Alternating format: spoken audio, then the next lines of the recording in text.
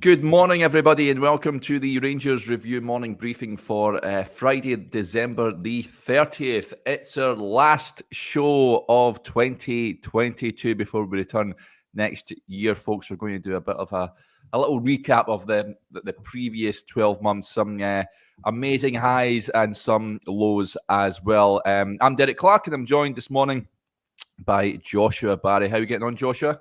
Yeah, good, Derek. Looking forward to looking back on the year, but there's a lot to fit in, and obviously the the big one on Monday. Yeah, absolutely. Before we do that, folks, just a reminder, as ever, we've still got that Christmas offer on. It is nearing an end. I'll just tell you that right now.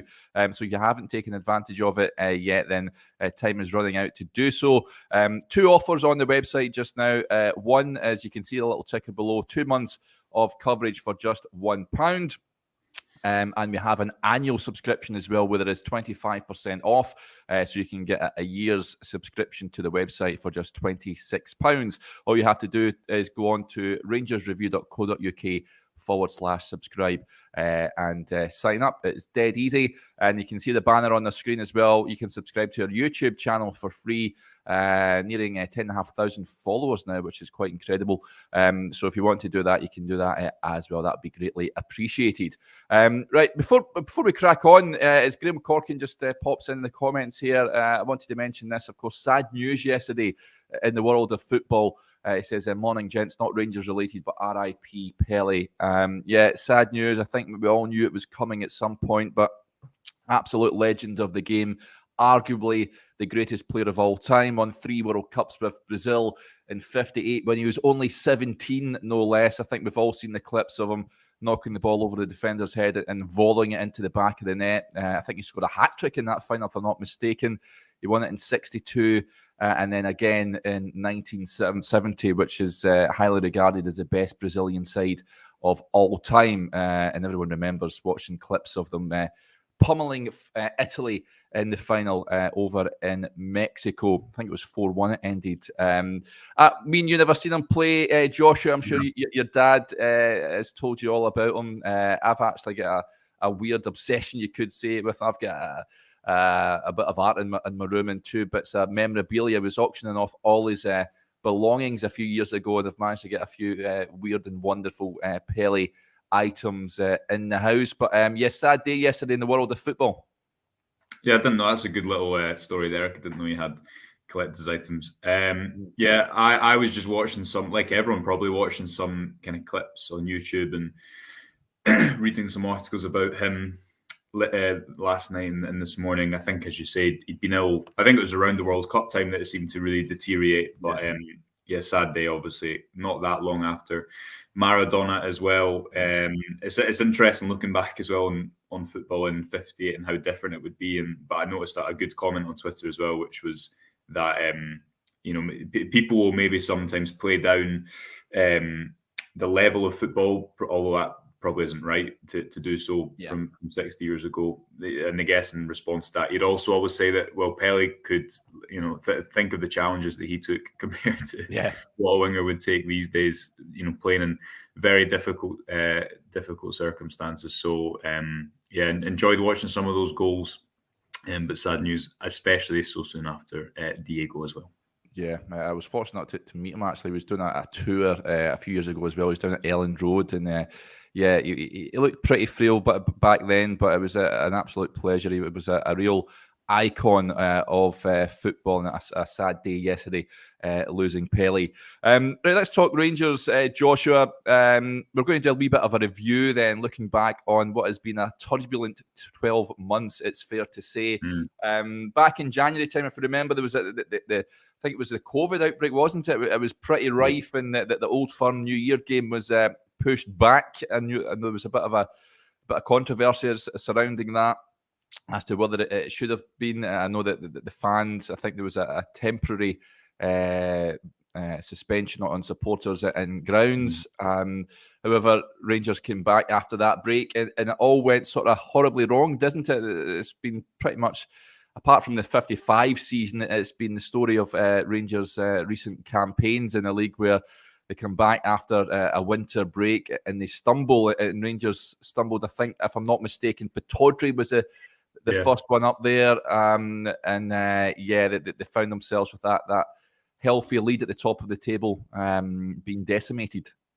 Yeah, you do wonder, kind of casting your mind back a year, Derek, if that break hadn't come, if it would have been different for Van Bronckhorst, if they would have went and won that New Year's Old Firm. Obviously, you could then look at the 3-0 game and say that regardless maybe of personnel or certain injuries, that Rangers would have struggled, because they did on that night.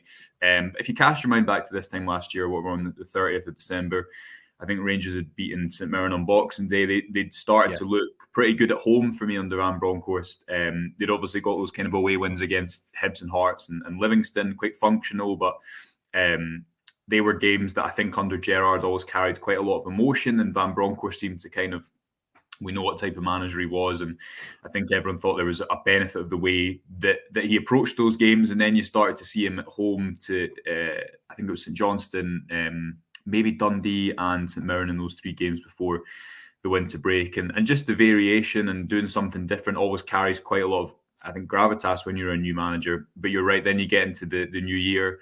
The Aberdeen game, which from a Rangers perspective was a bad game because they kind of gave up control of the match. And I remember after it, the manager's reaction to that was quite relaxed. And then obviously after a couple more bad results, the drop points in Ross County, which was a huge weekend in the title race because Rangers concede late, Celtic score late. Then the Old Firm happens after that, and Rangers never recovered to reach the top of the table. So I guess it's where it all started to go wrong domestically for Van Bronckhorst, kind of, I think, from the start. But that was obviously covered up by something else that would happen in the months after, and mainly in February when Rangers went away to Dortmund. Yeah, definitely. I think in the league, a comment came up there that was been disastrous pretty much in the league, but there were those European highs. Before we get to that, James Strachan just pointed out here, I saw Pele playing for Santos. Wow, that's incredible. Absolute legend for Santos, James. That must have been quite something. So the league, I think everyone remembers, unfortunately, that trip to Parkhead. I think everyone was sort of fearing that, Joshua, but the Rangers crumbled, and especially in that first half at Parkhead. Unfortunately, it wouldn't be the last time we'd see that in the calendar year. It just went all horribly wrong for them there.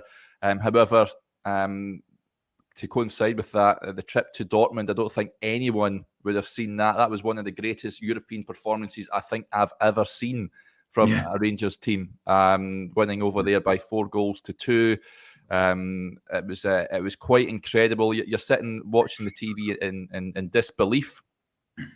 Yeah, 100%. I remember when that third goal went in, and the shock was real, wasn't it? When Lundstrom, I think it was Lundstrom for the third goal, and that was Van Bronckhorst's great strength. I think his ability to make these tactical, clever game plans in Europe and target opposition weaknesses. You know, Dortmund obviously had a lot of really good personnel, but I think that obviously their manager was sacked, and I think it was Marco Rose at the time, quite maybe a traditional counter-pressing German manager, and Rangers were able to kind of take advantage of that. And then the home game at Ibrox, which I remember the pre-match atmosphere for that game was really special. The support were in there so early. And that was a roller coaster of a game as well, because Rangers took the lead and they go 5-2 up on aggregate, and then Dortmund start to just kind of eventually show up in the tie. They could have leveled the tie on aggregate before halftime. Then Van Bronckhorst makes that switch at halftime, and Tavernier ends up scoring the second goal, getting on the end of a Bassi cross. Obviously, Bassi at this time is starting to kind of make his rise as a centre back as well. And I think after that game, that was in isolation. We maybe sometimes forget how big a win that was, because obviously Rangers get all the way to the final. But to beat Dortmund, who, you know, let's not forget, were the favourites, I think, for the competition at that stage. A really memorable tie and an incredible game to look back on. Yeah, it didn't quite happen in the league. Rangers stumbled, but that European run, Joshua, that will live long in the memory. I was fortunate enough to go to Manchester at the 2008 run, and there was a feeling there of let's get to penalties. This Rangers team, but I mean, they had to play about 6 million games in 2 weeks, right enough. But there was a feeling that they were on their last legs. But this Rangers side were blowing teams away in Europe. The Braga game will live long in the memory. I think that was a record-breaking XG that night in almost UEFA. 6. Yeah, it was quite something. There was a scare, however. Remember when Braga scored the header and it went to. Right, I think it went to extra time. Is that right? Yeah, it went to extra time. Yeah. I mean, Rangers. I think Kemar have had 2 offside goals. Obviously, we've got the Red Star game where Rangers kind of blow them away in the first leg, and then the second leg over there was just a weird game where I'm still not convinced that Rangers strung 3 passes together. Well, they missed a penalty, didn't they, Red Star? Yeah. I mean, Red Star, that game probably should have been 3-3 because, maybe not. Red Star had a couple of offside goals, but they also hit the bar from about 35 yards. They missed a penalty. Al McGregor saved the penalty, as you say. And then the Braga game where that was just after, I think the Braga game at home came just after the Old Firm defeat in the league. So there was a general feeling that Rangers' season could be about to unravel. And I think based on the previous record in the Cups, because I think they played Celtic at Hampden that Sunday, and the fact that they looked, I think at that time you're starting to see, I remember in the away game away at Braga, people were starting to question, well, what is it we're actually watching? Because you compare the last game against Braga when Steven Gerrard's really definable team and what they were trying to do, and they looked recognisable, and then you compare that to Giovanni Van Bronckhorst's, and I think people were starting to see, well, when Rangers can't be really aggressive and can't push high up the pitch in these Ibrox home games, is this good football to watch? And I think the common consensus was probably no. But then you take it back to Ibrox the week after, and Kemar Roof has a couple of goals offside. You score within 2 minutes, and then I think Rangers actually took the lead, but the goal was chopped off for offside for that ridiculous Barisic handball. And then eventually in extra time, I think it's Joe Rebo and Glenn Kamara combine on the right and playing Kemar Roof. And I think even at that moment, Derek, Rangers had a bad tendency of not recovering in games. If you remember back to the Gerrard era, the Malmo game is a perfect example for me, where they had a lot of time, but it never felt as though they had the confidence or the ability to turn the game around. And they managed to do that against Braga. And I think when you get to the semi-finals, even though it's Leipzig and the level goes up again, there was a general feeling that, well, you've got through 3 rounds, so why not go one more? Yeah, it really was quite incredible. I was in Braga actually, and it wasn't a classic. Rangers, I think, fortunate to come away with just a 1-0 defeat in that one. But at Ibrox, they were a different animal, and teams really crumbled when they came there. Billy Scott gets in touch about the Dortmund game. We forget that Big Haaland didn't play for Dortmund. I don't think we fancied coming up against Leon Balogun and Connor Goldson. Joshua, that's a conclusion I'm coming to with regards to that one. But listen, Rangers' performance in the halftime switch, bringing on Balogun at halftime at Ibrox, I think was a masterstroke from Giovanni Van Bronckhorst. He certainly seemed to show his coaching credentials during that European run, and also the Scottish Cup run, Joshua, which he would go on to win that match against Celtic. I think that was a big one. It was a big week for Rangers. I think they had Braga that week as well. Went to extra time in that game, and then obviously went all the way against Celtic, coming from behind as well. That was a big one for him, wasn't it? He had to win that game, and I was glad he did. It was a fantastic performance from that Rangers side. Substitutions were terrific that came on at the time, and it was an Old Firm win to remember.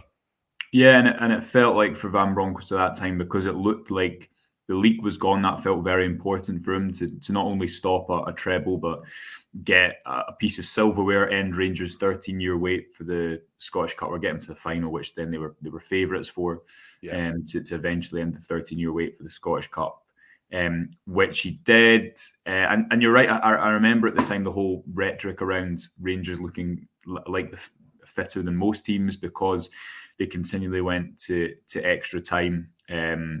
I think around that time, taking it to Leipzig away as well, there was just such I imagine inside the club there had been such an infectious optimism, because there was a real belief amongst that group of players that Rangers could go and win the Europa League.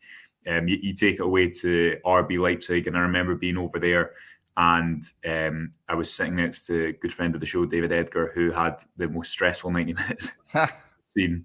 Because it was Rangers sat in and they were compact and they had to take the tie back to Ibrox. And until about 75, 80 minutes, they almost did. There was a couple of near moments, a couple of scares. I think it was Angelino eventually scored from a corner, but Rangers needed to get that tie back to Ibrox with victory still a possibility, and they needed to set up a result that made the result at Ibrox feel possible for the fans. And that game, I think, is a game that will stick the most out of anyone's memory, simply because there was just a general feeling, I think, when you went into the stadium that Rangers were going to win it, even though you have Leipzig there who were such a good team, had so many good quality players. Rangers had no centre forward, let's not forget that. But again, this is what Van Bronckhorst was good at. He could adapt to opponents, make up these clever little game plans. Wasn't as effective at breaking down a St Johnstone or a St Mirren at home. But when it came to, I think, to these two-legged European ties, he just really seemed to come into his own.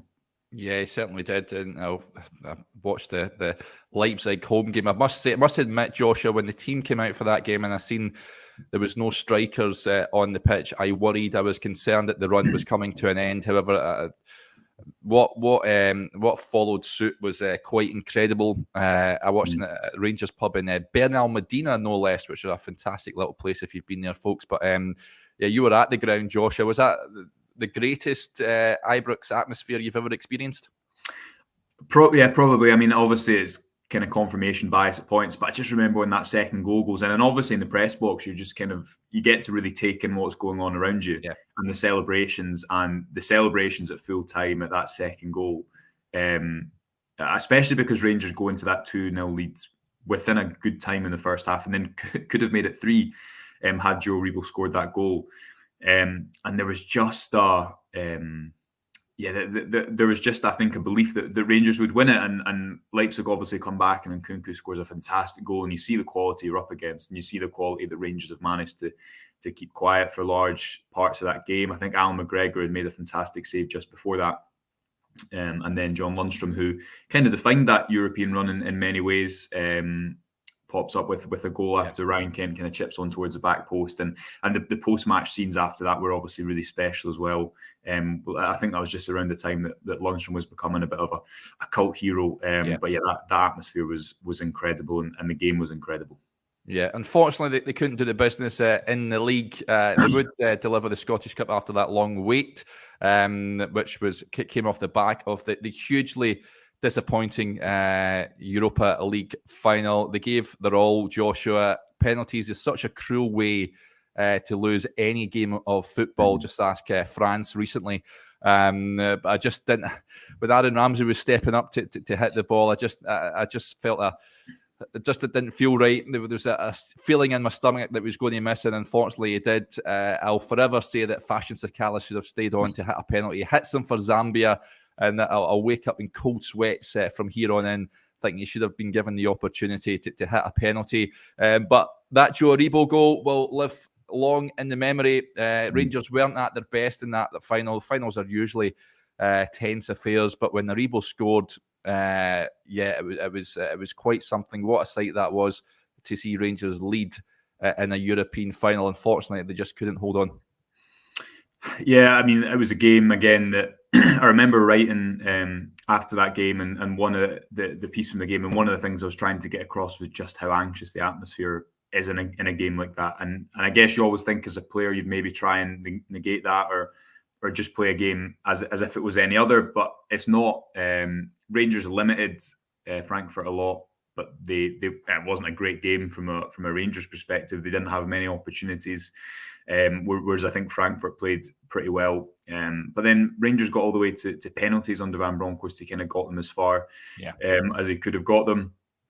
And of course, you're always going to look back and be like, well, what if this happened? What if that happened? If Sakala misses, then you're probably saying, well, Ramsey should have come on, and et cetera, et cetera. But yeah, they were so close, and we were out in Seville together. An amazing experience to work on that game and cover that game, and they'll always be so close to been winning that final. It wasn't like 2008 for me. I was a lot younger, but it was real, and it was possible up until kind of the last few kicks of the ball, but they just, I think, took the penalties better at Eintracht Frankfurt, didn't they? Yeah. And Rangers were so close. Yeah, and apart from the game and of course the shambolic organisation at the stadium aside, it was great to see so many Rangers supporters over there. Many people mixing with people they've not seen in years as well, which yeah, you really had to. It was really one of those occasions where you had to soak it in and just enjoy being there, and it was great to see so many Bears over there. The following season, well, now we're into 2022-23 season, Joshua. A number of signings were made. However, PSV Eindhoven aside, and well, it started off in disastrous fashion when I was over in Belgium when Union Saint-Gilloise won 2-0 over there. Rangers were a disaster, but they came back, won 3-0 at Ibrox, then put PSV Eindhoven out, who are a top side. What followed then was an absolute car crash of a Champions League campaign where heavy defeats were inflicted by Liverpool, Napoli and Ajax. It would then that those results would seep into the league performances, and Giovanni van Bronckhorst would lose his job. Michael Beale would be appointed, and it's 4 out of 4 heading into Monday, Joshua. So are things now looking up for the second half of the season? Well, I mean, I think the situation that Michael Beale inherits is so impacted by the Old Firm defeat and the Champions League defeat, and I think the confidence that now in hindsight you can look back on that and say that kind of from that Old Firm defeat, which I think was very early September. I might be wrong with that. It might have been late August, but you have that game in PSV where, again, it's a game that suits Van Bronckhorst because it's not necessarily about breaking a team down, but it's about having a clever tactical plan. And I thought Rangers were excellent over in Eindhoven against a team that, you see Cody Gakpo going to Liverpool. There's no doubting their level of quality. They obviously beat Ajax as well recently in the Eredivisie. So top side, yeah. But then you compare that to I was at the PSV game and the Ajax game, and it felt like you were watching a different team. Rangers in all their years, this group in Europe with this spine of the squads have never kind of been cut through like they were in that Champions League campaign. And Giovanni van Bronckhorst obviously often spoke about the level, and whether he thought that was true or whether it was an excuse to try and get him through the messaging that he was trying to use, well, I guess we'll never really know.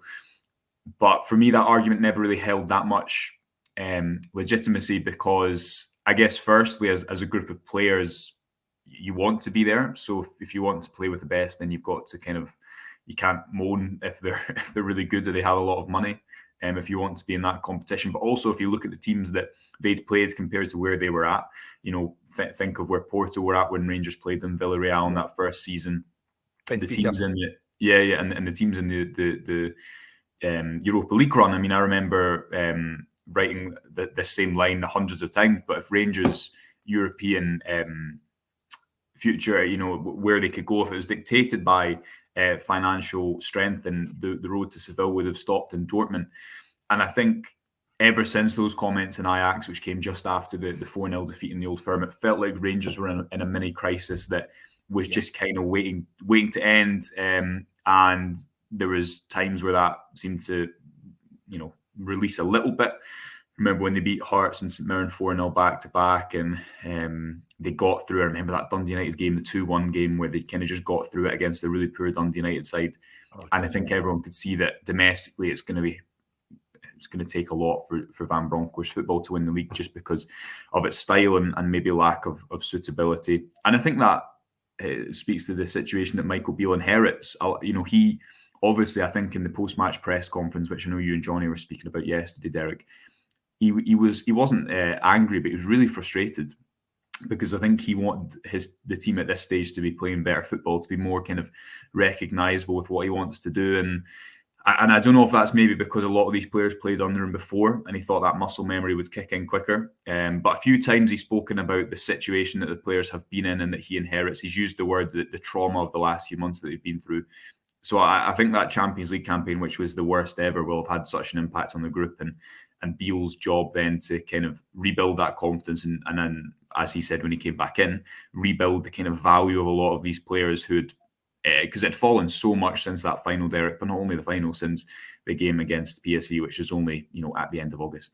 Yeah, John Park gets in touch and says Rangers were in the toughest Champions League group. Napoli and Liverpool were a class act. I fancy Napoli to go far in the tournament. So do I, John. I think that they're the dark horses out there, but there's some big sides in that competition. Let's get to one or two of the comments coming in. And of course, huge game coming up on Monday. Let's get, Kenny says, just looking back on the European trips, there's a moral to this story. Don't let Derek go to European away games. What's your record? Well, you were in Eindhoven, Joshua. So there. Yeah, I was in Eindhoven, so I think that kind of trumps everything. But I'd need to count. It's probably not that much better than yours, Derek. But you've got you've built up the reputation. So if it gets me on more trips away, but Eindhoven was the standout. Neither of us were in Dortmund, so maybe both of us shouldn't go. Yeah, I've yet to see Rangers win away in Europe. They're few and far between, I've got to say, Rangers victories on the continent. Mark Gould gets in touch. Hi, Mark. He says, crucial we get the first goal on Monday. Also need the fans to stay with the team if we don't. This is interesting because Malik Tillman touched on this in his post-match press conference the other night there, Joshua, where he said that he had said that the fans need to support them if they perform. Then the players will do great on the pitch. So I think it's as a collective on Monday, isn't it? I'm sure that the fans are going to be up for it. There's no doubt about it. Michael Beale make sure he'll get the players up for it. You just hope that the supporters stay with the team. I'm sure they will do because I think they've seen enough from this Michael Beale side to see that there's shoots of recovery there.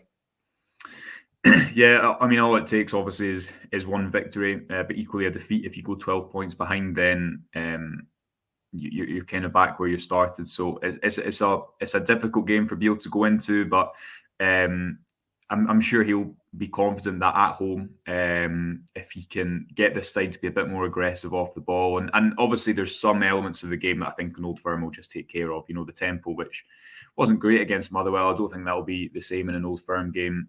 Beale had a good record against Celtic last time out, but it's kind of a bit of a step into the unknown because Celtic have had those two commanding wins at home in this the Old Firm this year. They were obviously both against the Van Bronckhorst team that I think the first 3-0 game was just a bit of a disaster in the way that Rangers allowed Celtic to constantly get into the final third, and the second one, the 4-0 game, was a bit of a combination of things, wasn't it? Because you had those two goals that came from quick restarts that Rangers just didn't react to, and there was obviously some scar tissue from the previous defeat. If he can go and get a result, then I think it changes everything. We've spoken a lot about, is the league still on? If Rangers get a result, then of course it is, because 6 points isn't insurmountable, and it also kind of changes the narrative around their season and what could be achieved from it. You've also got to remember that there's still a lot of players out for Rangers. Will Alfredo Morelos be back fit? Who I thought was starting to look a bit more like his old self against Motherwell. That goal that he almost scored when he turns the defender and then turns the keeper and then back heels it in would have been the Morelos goal to end all Morelos goals. Yeah, it would have been. So I think it depends a lot how these players play. I'd be interested to know what people think the team will be. I tend to think that Malik Tillman will be pushed up higher into the front three, maybe with a kind of Kamara, Jack and Lundstrom midfield, partly because I think the main storyline of Beale's first few games from a tactical point of view has been that off the ball Rangers have been quite easy to play through, and that he'll want them to be a lot more robust off the ball. So I wonder if Tillman might just join Kent and Morelos in the front three and have a little bit more freedom, which he seems to like to kind of run beyond and sit high at the park. Yeah, well, at this point, touching on Morelos, Joshua, you watched him hobbling off the other night there. John says Morelos better be fit for Monday. Michael Beale was asked in the press conference about it. He says he felt a tightness in his hamstring. That's why he came off. He did add that he didn't want to risk Kamal Roof and Antonio Cholak the other night. However, they've not played much. They've obviously been training, but they haven't played any games recently. Fashion Sakala has played games. I think it's touch wood that Morelos is fit because he is Rangers' best option up top at the moment. Joshua, would you agree? Well, I think Beale said that if Morelos wasn't fit, then Roof and Cholak would just split the minutes or something along those lines. Okay. They've obviously trained, so they could have played the other night, but I guess it's about not risking them. So my guess would be if Morelos isn't fit, that you'd see Cholak start and Roof come on off the bench. Just read between the lines with what Beale said. But I think he will be fit because it looked like a preventative sub. And when Beale was asked, I think it was on Sky, he was asked, will he be fit? He said, knowing Alfredo, he will be. I'd be surprised if Morelos misses this game. And if he has a big performance, then it can obviously have a big impact for Rangers. I think you saw on what was it, Wednesday night, Tuesday night, Borna Barisic, you saw why he suits that system a little bit more than Van Bronckhorst's system. We've got a piece on the website this morning about Lowry. He plays slightly deeper, and I quite like that role for him, even though he didn't have a brilliant game. I mean, there's context needed within that. It's his fourth week start. I don't think you can really make many judgments off a young player after that amount of football, but I quite like the way that they tried to use him kind of deeper in the pitch and allow Barisic to go higher. Obviously worked quite well for the goal. And Goldson and Davies, this will be their third game playing together. Although Rangers haven't looked great defensively, and there's been a couple of moments where Davies has maybe switched off a little bit, I think it looks a whole lot better with them there. I think often the problem has been in front of them, as Beale spoke about again. We've got a piece on the website about this, speaking about giving up possession unopposed, and an issue that he didn't really think he would have to fix when he came back into the club. That's what he pinpointed as an area Rangers needed to work on over the next 3 to 4 days, and they'll need to be a lot better off the ball when they're pressing to win it back, but also when they're trying to sit in their shape if they're going to get a result on Monday. Yeah, that Lowry article, folks, I'll just pop it into the comments section so you can have a little read at it when you want to. Let's get to one or two more comments come in. Some interesting questions being posed here. Baz gets in touch. Midfield is the biggest debate on Monday. What is their best three choice? Honestly, couldn't guess. It's an interesting one. I'm scratching my head, Joshua, as to who's going to be the best trio there. Kamara, we know Michael Beale has said that he's needing an operation. I'm not quite sure what body part it is. I assume maybe it's perhaps the knee or something like that. He says he's playing through the pain, as is John Lundstrom. Ryan Jack, of course. I don't think he was great the other night, to be honest. But there was a number of players that were slightly off par. Who would you select in that midfield three? Of course, no Stephen Davis as well. So it'll be an interesting one. One selection dilemma for Michael Beale there. Yeah, I mean, obviously, as you say, we don't know what the issue is with Kamara. Did he come on against Motherwell? He came on the other night. Yeah, I think he definitely plays. I don't think Lundstrom and Jack have looked great either. Part of me just thinks he will go for that kind of robust midfield three. I guess what's the other alternative? Because as well as looking at what's your best midfield three, I guess you probably know 9 or 10 of the players. If you take the back four, you know who it's going to be. The goalkeeper, you know who it's going to be. That's 5. Tillman is going to play. Kent and Morello is going to play. Kamara is going to play. Probably Lundstrom. So then you've got to decide, well, do you go with Sakala and go with 2 goal scorers and risk Tillman in the midfield, especially when there's so much. Now, he's spoken about wanting to play Tillman as a number 8, so maybe he will. But when you have that defensive responsibility in this system, does he bring in Scott Arfield maybe to play in that role? Does he go with Ryan Jack? I tend to think he might just might go for that kind of midfield three that's got slightly more defensive nous about it. But then again, to go back to previous comments, he was made an interesting comment about his backroom staff in his last press conference, where he was saying it's good to have a fresh pair of eyes when Beale goes to Pittodrie and he says this is a difficult place to go and maybe wants to have a certain team selection, and they have, I think he said, a fresher perspective on it.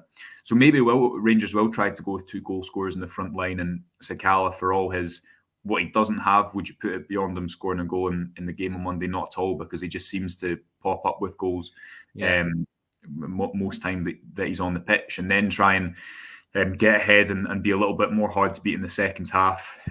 Or will Rangers try and play the long game? I've absolutely no idea. He's not went for that conservative midfield selection yet. So maybe this will be the first opportunity. But I think that when Rangers probably looked their best so far under Beale going forward was when they moved to a more of a 4-3-3 against Hibs in that second half. When Stephen Davis came on, who obviously isn't an option, it just allowed Kamara to go a bit higher on the left and link up with Kent and Devine on that day. I think he'll be a big player if Rangers were to get a victory, Kamara, because he was so good for Beale and Gerrard and the old firms when Beale was here last. Yeah, Aldo makes a point here, and it ties in with what Beale said. He says they need to go for hell for leather from the off. It's going to be your typical Old Firm game, of course. Tackles flying in all over the place. It's important that Rangers start with that intensity that Celtic will no doubt start with. We all know that they tire near the end of games. But it'll be an intriguing one, that there is no question about it. Let's get to watch one more comment before we wrap up for the day. Origami Dinosaur points this out. I'm really interested to see how Tillman does in this game. He's a really exciting player. I'd be over the moon for him to shine in this game. Me too. I think he's been a standout for Rangers recently. We all know of his talent.